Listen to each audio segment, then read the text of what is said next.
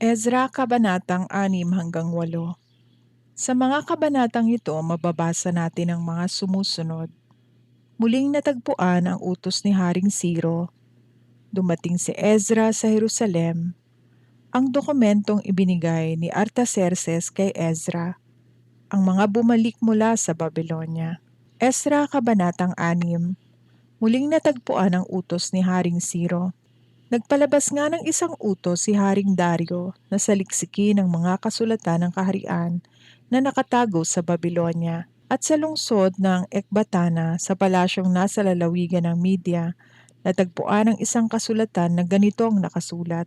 Nang unang taon ng paghahari ni Ciro, nagpalabas ito ng isang utos na muling itayo ang templo ng Diyos sa Jerusalem upang dooy mag-alay at magsunog ng mga handog. Kailangan ang templo ay 27 metro ang taas at 27 metro rin ang luwang. Ang bawat pundasyon nito ay dapat na 3 patong ng malalaking bato at sa ibabaw ng mga ito ay ipapatong naman ng isang troso. Lahat ng kaukulang bayad dito ay kukunin mula sa kabangyaman ng hari. Ang mga ginto't pilak na kagamitan sa templo ng Diyos na dinala ni Haring Nebukadnezar sa Babylonia ay dapat ding isauli sa pinaglagyan nito sa templo sa Jerusalem. Iniutos ni Dario na ipagpatuloy ang pagtatrabaho. Nang mabasa ito ni Haring Dario, gumawa siya ng liham bilang sagot kay Tatenai at sa mga kapanalig nito. Kay Tatenai na gobernador ng kanluran ng Euphrates, kay Setar-Bozenai at sa mga kasamahan nilang pinuno sa kanluran ng Euphrates. Huwag na kayong makialam dyan. Hayaan ninyong ipagpatuloy ng gobernador at ng pinuno ng mga Hudyo ang pagtatayo ng templo ng Diyos sa dati nitong kinatatayuan. Iniuutos ko ring tumulong kayo sa gawaing ito. Ang lahat ng gastos dito ay kunin ninyo sa kabangyaman ng kaharian na mula sa mga buwis ng kanluran ng Euphrates. Dapat na bayaran agad ng husto ang mga taong ito upang hindi maantala ang gawain. Kailangang araw-araw kayong magbigay ng lahat ng mga hinihingi ng mga pari sa Jerusalem gaya ng batang toro, lalaking tupa at kordero na sinusunog bilang handog sa Diyos ng kalangitan, pati na trigo, asin, alak at langis. Gawin ninyo ito upang patuloy silang makapag-alay ng mababangong handog sa Diyos ng kalangitan at upang lagi nilang ipanalangin na pagpalain ang hari at ang mga anak nito. Ipinag-utos ko rin na parusahan ang sino mang sumuway o magtangkang baguhin ang utos kong ito. 1 biga ang huhugutin sa kanyang bahay. Patutulisin ang isang dulo nito at itutuhog sa katawan ng taong iyon. Ang kanyang bahay naman ay gagawing isang bunton ng basura. Pinili ng Diyos ang Jerusalem upang dooy sambahin siya. Kaya pabagsakin nawa niya ang sinumang hari o alingmang bansa na susuway sa utos na ito at magtatangkang wasakin ang templong ito ng Diyos sa Jerusalem. Akong si Dario ang naguutos nito, kaya't dapat itong lubusang ipatupad. Itinalaga ang templo. Lubos ngang ipinatupad ni Tatenai na gobernador at si Tarbozenai pati na ang kanilang mga kasamahang pinuno ang ipinag-utos ni Haring Dario. Patuloy namang nagtrabaho ang pinuno ng mga Hudyo at malaking bahagi na rin ang kanilang nagagawa dahil pinapalakas ng mga propetang sina Hagay at Zacarias ang kanilang loob.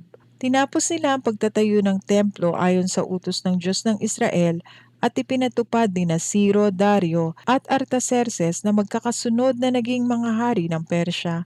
Nang ikatlong araw ng 12 buwan sa ika-6 na taon ng paghahari ni Dario, natapos nila ang pagtatayo sa templo. Ang buong sambayan ng Israel, mga pari at Levita, at ang lahat ng bumalik mula sa pagkabihag, ay masayang nagdiwang sa pagtatalaga ng templo ng Diyos. Sa pagtatalagang ito, nag-alay sila ng 100 toro, 200 tupang lalaki, at 400 kordero. 12 kambing na lalaki naman ang inihandog nila para sa kasalanan ng buong Israel, isa para sa bawat lipi ng Israel. Inilagay nila ang mga pari at levita sa kani-kanilang tungkulin para sa paglilingkod sa Diyos sa templo sa Jerusalem gaya ng nakasulat sa aklat ni Moises. Ang Paskwa. Pagsapit ng ikalabing-apat na araw ng unang buwan ng sumunod na taon, ang Pasko ay pinagdiwang ng mga bumalik mula sa pagkabihag. Sama-samang nilinis ng mga pari at levita ang kanilang mga sarili ayon sa kautusan. At pagkatapos ay pinatay na nila ang mga korderong pampaskwa para sa mga bumalik mula sa pagkabihag, para sa kanilang mga kapwa-pari at para sa kanilang sarili. Ang mga handog ay kinain ng buong sambayanan ng Israel na bumalik mula sa pagkabihag.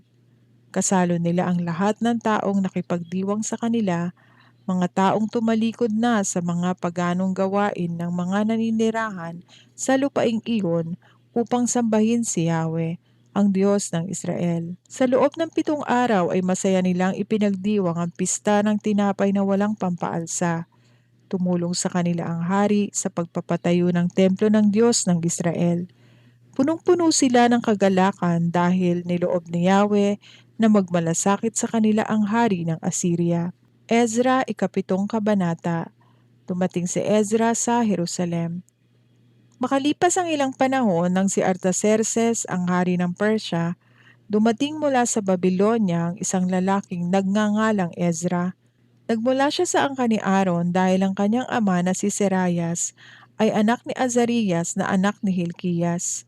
Si Hilkias naman ay anak ni Salum na anak ni Zadok. Si Zadok ay anak ni Ahitub na anak ni Amarias na anak ni Azarias. Si Azarias naman ay anak ni Merayot at apo ni Buki na anak ni Abisua na anak ni Phinehas. Si Phinehas ay anak ni Eleazar at apo ni Aaron na pinakapunong pari. Si Ezra ay isang eskriba na dalubhasa sa kautusan ni Moises na ibinigay ni Yahweh ang Diyos ng Israel. Si Ezra ay pinatnubayan ni Yahweh na kanyang Diyos, kaya't lahat ng kahilingan niya ay ipinagkaloob sa kanya ng hari. Noong ikapitong taon ng paghahari ni Artaxerxes, umalis si Ezra sa Babylonia patungong Jerusalem, kasama ang isang pangkat ng mga Israelita na kinabibilangan ng mga pari at mga levita, mga mang-aawit, mga bantay sa pinto, at mga tagapaglingkod sa templo. Umalis sila sa Babylonia ng unang araw ng unang buwan, at sa patnubay ng kanyang Diyos ay dumating siya sa Jerusalem ng unang araw ng ikalimang buwan. Buong sikap na pinag-aralan ni Ezra ang kautusan ni Yahweh upang maisagawa niya ito at upang maituro niya sa bayang Israel ang mga batas at tuntunin nito. Ang dokumentong ibinigay ni Artaxerxes kay Ezra. Ito ang nilalaman ng liham na ibinigay ni Haring Artaxerxes kay Ezra, ang pari at eskriba na dalubhasa sa kautusang ibinigay ni Yahweh sa Israel. Buhat kay Haring Artaxerxes para kay Ezra, na pari at eskriba ng kautusan ng Diyos ng kalangitan. Ngayoy ipinag-uutos ko na sino man sa mga Israelita, mga pari man o mga Levita sa aking kaharian na gustong sumama sa iyo pabalik sa Jerusalem ay pahihintulutan. Isinusugo kita at ng aking 7 tagapayo upang siyasatin ang mga nagaganap sa Jerusalem at Huda. Alamin mo kung sinusunod nilang mabuti ang kautusan ng iyong Diyos na ipinagkatiwala sa iyo. Dalhin mo ang mga ginto at pilak na ipinagkakaloob ko at ng aking mga tagapayo sa Diyos ng Israel na ang templo ay nasa Jerusalem. Dalhin mo rin ang lahat ng pilak at gintong ipinagkakaloob ko sa iyo mula sa buong lalawigan ng Babylonia, gayon din ang mga kusang loob na handog na ibibigay ng mga Israelita at ng kanilang mga pari para sa templo ng Diyos sa Jerusalem. Tiyakin mong ang salaping ito ay gagamitin mo sa pagbili ng mga toro, mga lalaking tupa at mga kordero, pati ng mga handog na pagkaing butil at alak na panghandog. Ihandog mo ang mga ito sa altar ng templo ng Diyos na nasa Jerusalem. Ang matitirang ginto at pilak ay maaari mong gamitin, pati ng iyong mga kababayan, sa anumang naisin ninyo ayon sa kalooban ng inyong Diyos. Dalhin mo rin sa templo ng iyong Diyos sa Jerusalem ang mga kagamitang ibinigay sa iyo para gamitin sa paglilingkod sa templo. Kung may iba ka pang kakailanganing para sa templo, kumuha ka mula sa kabangyaman ng hari. Ako si Haring Artaxerxes ay nag-uutos sa lahat ng ingat yaman sa lalawigan ng kanluran ng Euphrates na ipagkaloob agad ninyo kay Ezra na pari at dalubhasa sa kautusan ng Diyos ng kalangitan ang anumang hingin niya sa inyo. Maari ninyo siyang bigyan ng hanggang 3,500 kilong pilak, 100 malalaking sisidlang puno ng trigo, 10 malalaking sisidlang puno ng alak, 10 malalaking sisidlang puno ng langis ng olibo, at gaano man karaming asin na kakailanganin. Ibigay ninyo ang lahat ng kailangan sa templo na ipinag-utos ng Diyos ng kalangitan. Kung hindi ay baka ibaling niya ang kanyang galit sa aking kaharian at sa aking mga anak. Labag din sa batas na pagbayari ng buwis ang mga pari, levita, mga awit, bantay sa pinto, manggagawa o iba pang mga naglilingkod sa templong ito ng Diyos. At ikaw naman, Ezra, gamitin mo ang karunungang ibinigay sa iyo ng iyong Diyos. Maglagay ka ng mga tagapamahala at mga hukom na mangangasiwa sa lahat ng tao sa lalawigan ng kanluran ng Euphrates. Ang ilalagay mo ay ang marurunong sa kautusan ng Diyos. Sa hindi naman marurunong, ituro mo sa kanila ang kautusan. Ang lahat ng sumuway sa mga utos ng Diyos o sa mga utos ng hari ay parurusahan ng kamatayan o pagkabihag o pagsamsam ng kanyang mga ari-arian o pagkabilanggo. Pinuri ni Ezra ang Diyos. Sinabi ni Ezra, "Purihin si Yahweh ang Diyos ng ating mga ninuno. Inudyukan niya ang hari upang pagandahin ang templo ni Yahweh na nasa Jerusalem. Sa tulong ng Diyos, napapayag ko ang hari at ang kanyang mga tagapayo, pati ang lahat ng kanyang makapangyarihang pinuno. Lumakas ang aking loob sapagkat pinatnubayan ako ni Yahweh na aking Diyos, upang tipunin at isama ang mga pangunahing lalaki ng Israel." Ezra, 8 kabanata. Ang mga bumalik mula sa Babylonia. Ito ang listahan ng mga pinuno ng mga angkan na dinalang bihag sa Babylonia at bumalik na kasama ni Ezra noong panahon ng paghahari ni Artaxerxes. Sa angkan ni Phinehas ay si Gersom, sa angkan ni Itamar si Daniel, sa angkan ni David ay si Hatus, na anak ni Sekanias, sa angkan ni Paros ay si Zacarias, at ang mga kasama niyang 150 lalaki. Sa angkan ni Pahat Moab ay si Elihonai na anak ni Zerayas at ang kasama nilang 200 lalaki. Sa angkan ni Zatu ay si Sekanias na anak ni Jahaziel at ang kasama nilang 300 lalaki. Sa angkan ni Adin ay si Ebed na anak ni Jonathan at ang kasama nilang 50 lalaki. Sa angkan ni Elam ay si Isaya na anak ni Atalias at ang kasama nilang 70 lalaki. Sa angkan ni Sefatias ay si Zabadias na anak ni Mikael at ang kasama nilang 80 lalaki. Sa angkan ni Joab ay si Obadias na anak ni Jehiel at ang kasama nilang 218 lalaki. Sa angkan ni Bani ay si Selomit na anak ni Josifias at ang kasama nilang 160 lalaki. Sa angkan ni Bebay ay si Zacarias na kanyang anak at ang kasama nilang 28 lalaki. Sa angkan ni Azgad ay si Johanan na anak ni Hakatan at ang kasama nilang 110 lalaki. Sa angkan ni Adonikam ay sina Eliphelet, Jeuel at Semarias ang huling dumating, bukod sa kasama nilang 60 lalaki. Sa angkan ni Bigvai ay sina Utay, Zakur at ang kasama nilang 70. Humanap si Ezra ng mga Levita.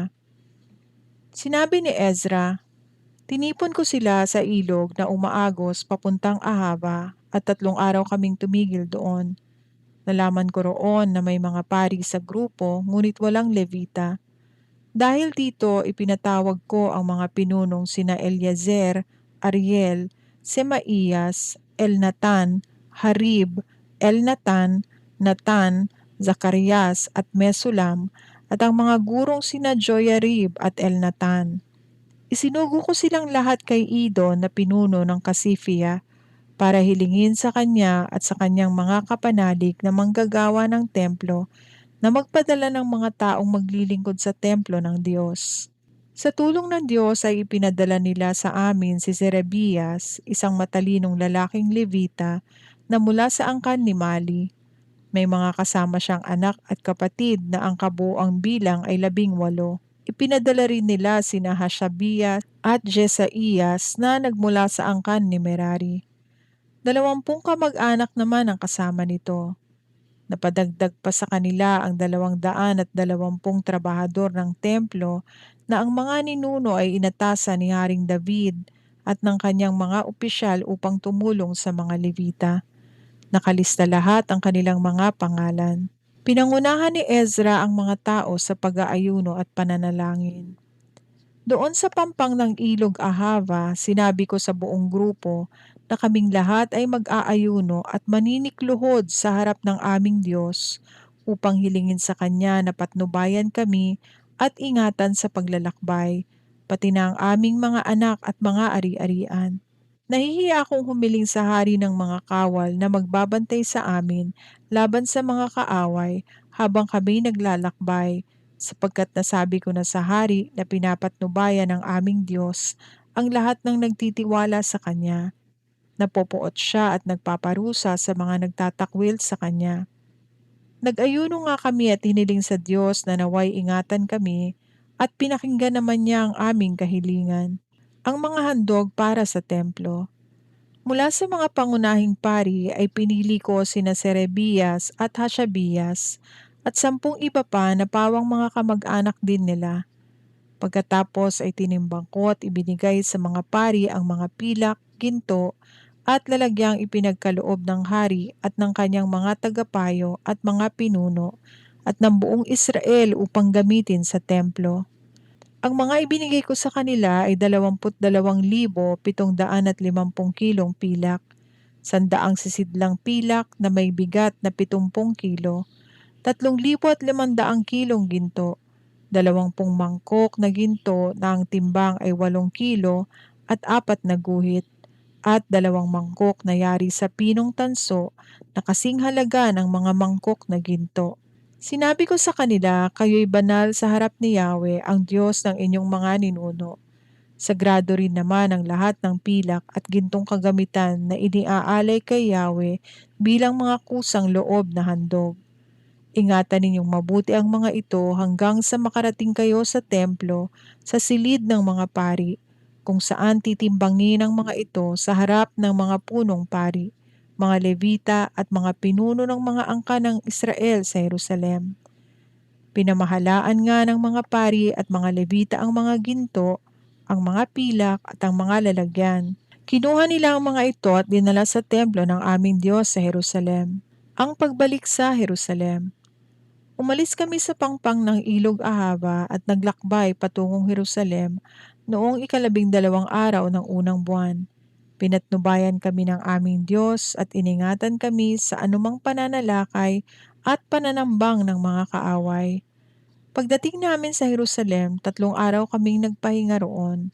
Noong ika-4 na araw, nagtungo na kami sa templo at pagkatapos timbangin doon ang mga pilak, ang mga ginto at ang mga lalagyan, pinagkatiwala namin ang mga ito sa paring si Meremot na anak ni Urias, Eleazar na anak ni Phinehas, at sa mga Levitang sina Jozabad na anak ni Josue at Noadias na anak ni Binuwi. Ang lahat ay binilang at tinimbang at ang timbang ng bawat isa ay inilista. Ang lahat ng bumalik mula sa pagkabihag ay nagdala ng mga handog na susunugin para sa Diyos ng Israel. Nag-alay sila ng 12 toro para sa buong Israel, 76 na tupang lalaki at 77 kordero. Nag-alay din sila ng 12 kambing na lalaki bilang handog para sa kasalanan. Ang lahat ng ito'y sinunog bilang handog kay Yahweh. Ibinigay din nila sa mga gobernador at mga pinuno ng lalawigan sa kanluran ng Ilog Eufrates ang nakasulat na utos ng hari. Sa bisa ng utos na ito ay tumulong ang mga pinuno sa buong bayang Israel at sa pagsamba sa templo ng Diyos.